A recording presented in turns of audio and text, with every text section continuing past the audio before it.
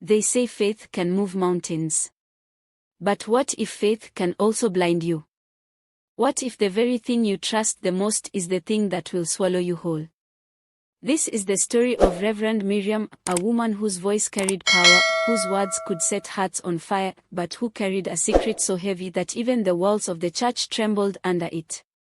She had no idea that today would be her last sermon. She had no idea that by the time the service ended, her congregation would vanish without a trace, the church would be empty, and she would never be seen again. The church was in a town called Uduama, the place where faith was everything. Every Sunday, the building overflowed, people crowding inside just to hear Mama Reverend speak.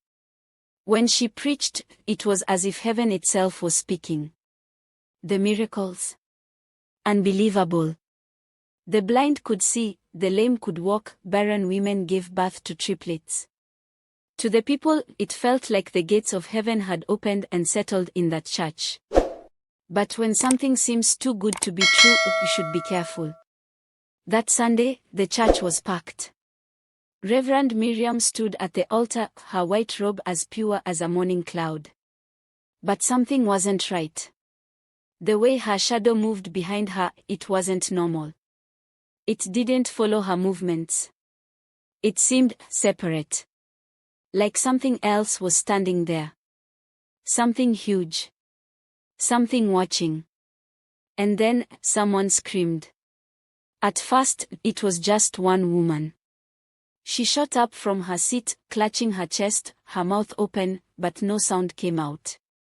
Then, one by one, others saw it too. It was as if a veil had been lifted from their eyes. Not just any shadow. It was massive, bigger than a human, bigger than the pulpit itself. Its black scales shone unnaturally, like it wasn't even of this world. And its head rested right behind Reverend Miriam's back. But she didn't even turn around. It was as if she didn't feel it there. The church exploded into chaos. People ran, shoved, tripped over each other. But when they reached the doors, they wouldn't open. Reverend Miriam kept preaching. Her voice never wavered. Her hands never shook. But something was holding her there. The more the people screamed, the higher the shadowy figure rose. And then it happened. It opened its mouth. Not like any normal mouth. It opened wide, wider than the altar, wider than the ceiling.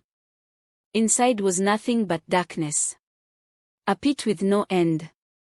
And as it opened, those who were still looking, they started disappearing. No struggle, no sound, just gone. A child cried out, the sound echoing through the church. At that moment, Reverend Miriam finally moved. And for the first time since stepping onto that altar, her eyes showed fear. Then the thing behind her spoke. You have served me well, Miriam. But today, I take my due. The ground trembled. The candles flickered out. The remaining congregation sat frozen in horror. Someone tried to pray, but the words choked in their throat.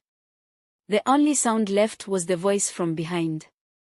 And then, silence. No screaming. No crying. Just emptiness. By the time the police arrived the next day, the church was deserted. The pews were still in place, the altar still stood. But Reverend Miriam, gone. The congregation, gone.